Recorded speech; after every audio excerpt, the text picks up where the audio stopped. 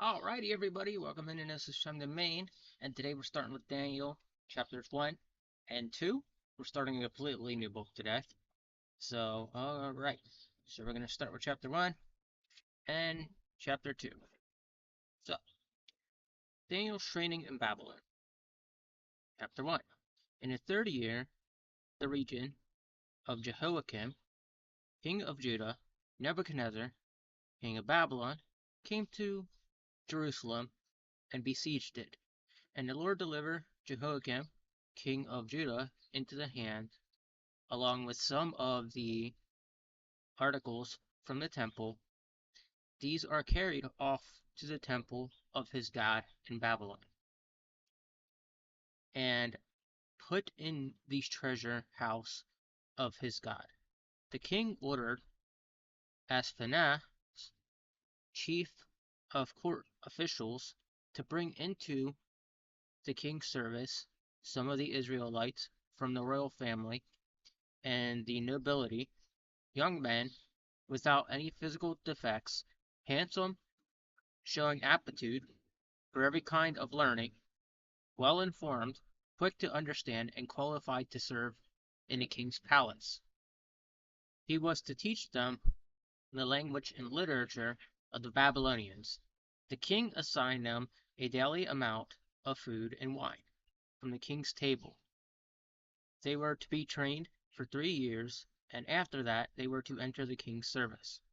Among those who were chosen were some of Judah: Daniel, Hanani, uh, Misala, and Ezra. The chief officials gave them new names to Daniel, the uh, the name Balthazar; to Hananiah, Shadrach, and Meshach, and Pazarah. Abidig, no. But Daniel resolved to not to defile himself with the royal food and wine. He was asked, and he asked the chief officials for permission not to defile himself this way. Now God has caused the officials to show favor and compassion to Daniel. But the official told Daniel, I am afraid of my lord the king, who has assigned your food and drink. Why should he see you looking worse than other young men your age? The king would then have a head because of you. Daniel said to the guard, whom the chief officials had appointed over Daniel, Hananiah, Mishael, and Ezra, please test your servants for 10 days. Give us nothing but vegetables to eat and water to drink. Then compare our appearance with that of a young man, who eat the royal food, and treat your servants in accordance with what you see. So he agreed to this and tested them for 10 days. At the end of the 10 days, they looked healthier and better nourished than any of the young men who ate the royal food. So the guard took away their choice food and wine they were to drink, and gave them vegetables instead. These 4 young men gave God knowledge and understanding of all kinds of literature and learning, and Daniel could understand visions and dreams of all kinds.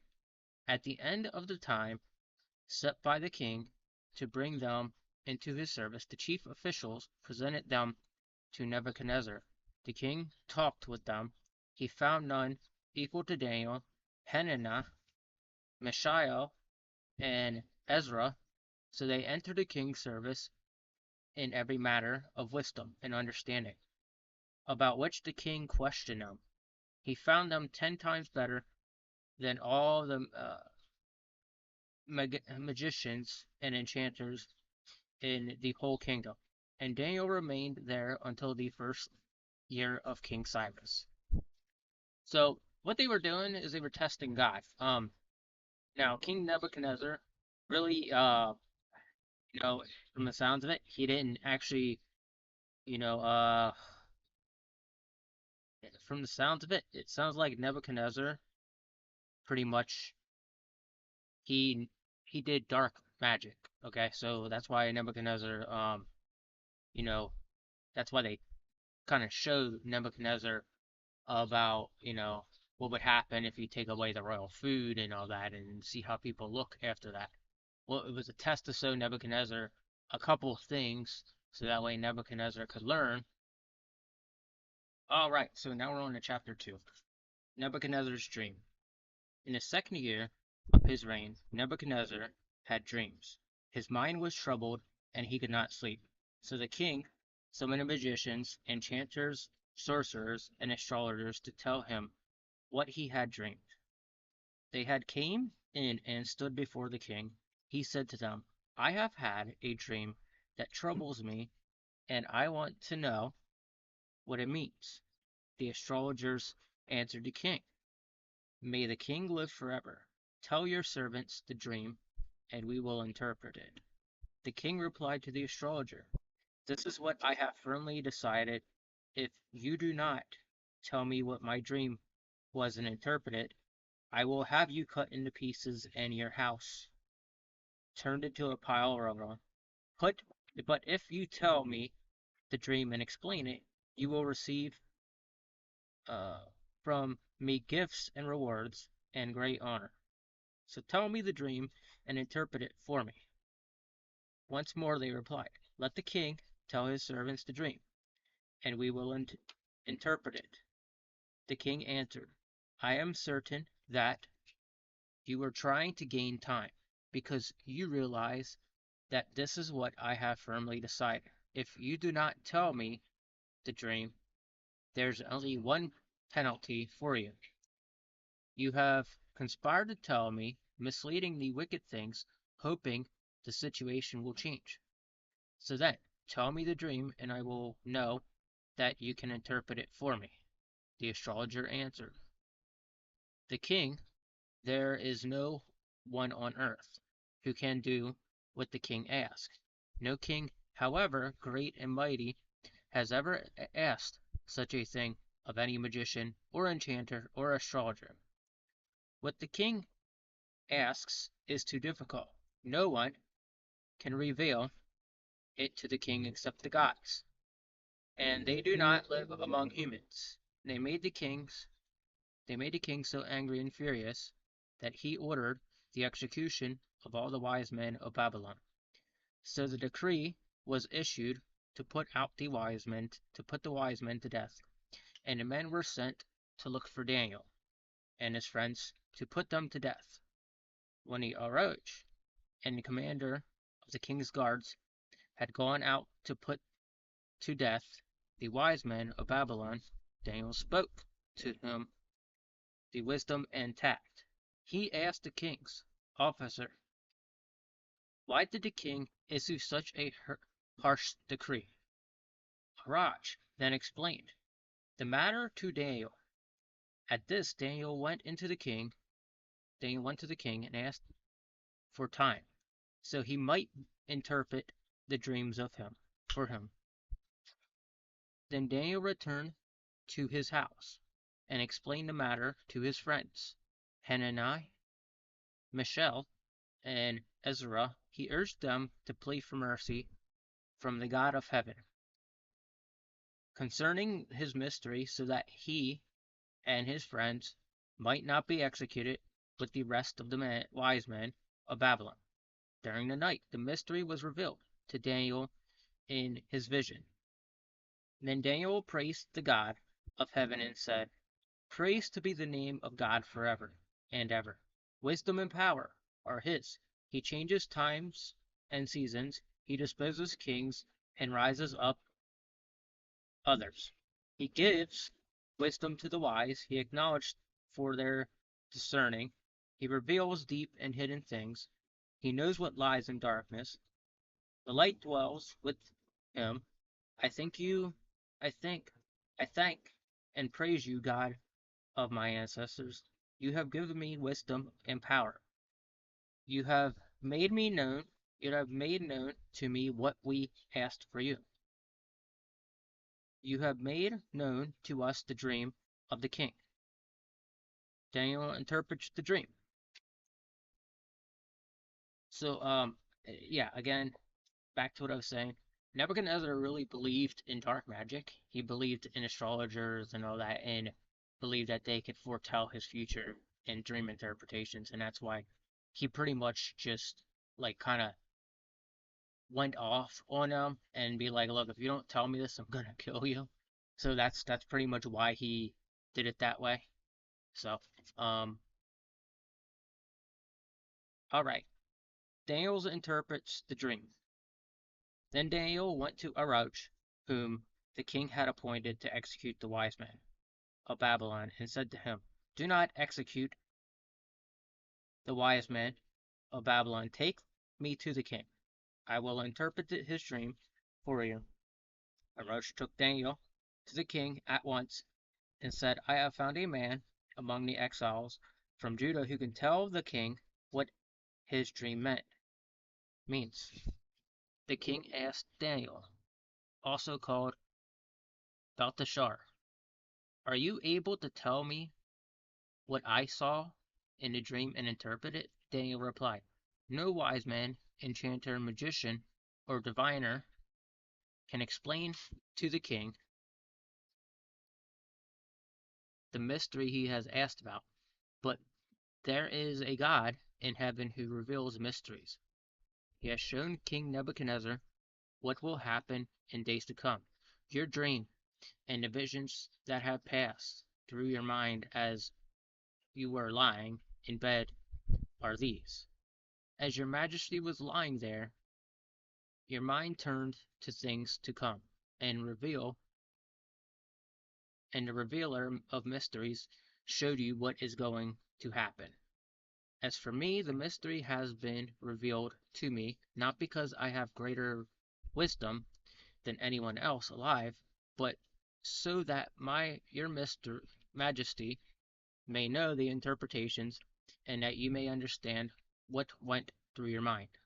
Your majesty looked, and therefore there before you stood a large statue, an enormous, dazzling statue, awesome in appearance. The head of the statue was made of pure gold, its chest and arms of silver, its belly and thighs of bronze, its legs of iron, its feet partly of iron and partly of baked clay. While you were watching, a rock was cut out, but not by human hands.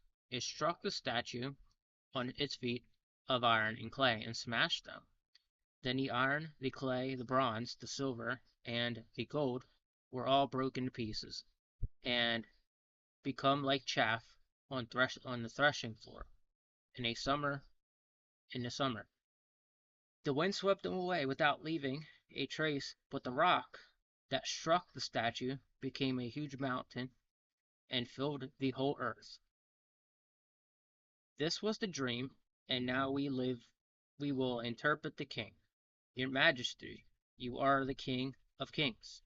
The God of heaven has given you dominion and power and mighty glory in your hands. He has placed all mankind and the beasts on the field and birds in the sky wherever they live.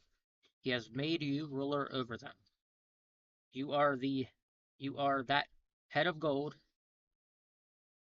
After you, another kingdom will arise, inferior to yours.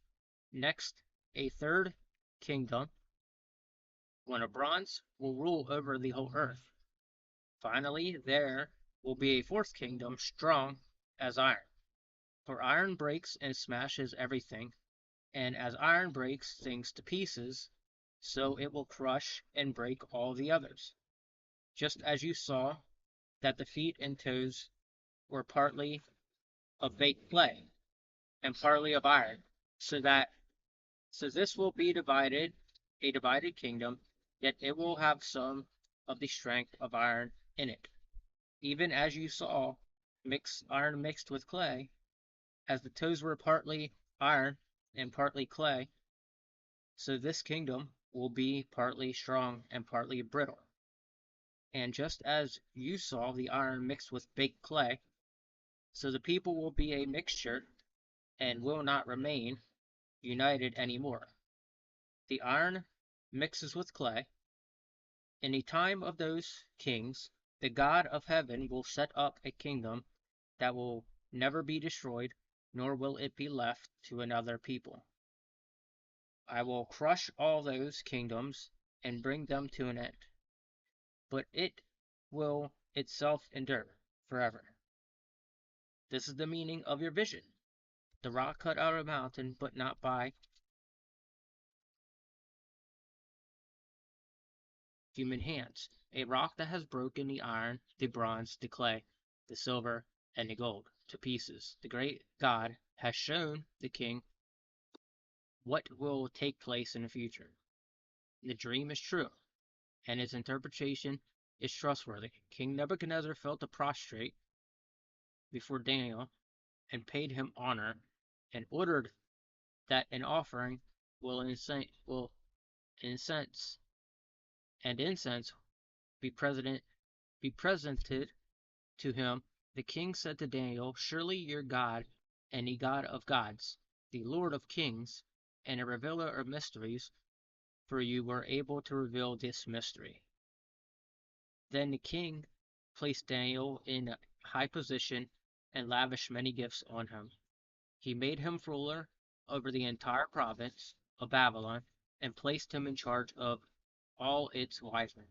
Moreover, at Daniel's request, the king appointed Shadrach, Meshach, and Abednego administrators over the province of Babylon, while Daniel himself remained at the royal court. Alright, so we're on to chapter 3 now. I'll be back with that in the next video. But so far, this book's very, very interesting. Nebuchadnezzar went to Daniel, and it kind of changed Nebuchadnezzar's point of view about God and how and what God himself, he called him a bunch of great names. Um, and that's just it. Like, you know, I don't know why people have trouble believing in God and what God can do for us. And you know, there's people that literally do believe in dark magic and all that, and I know that's real in this world.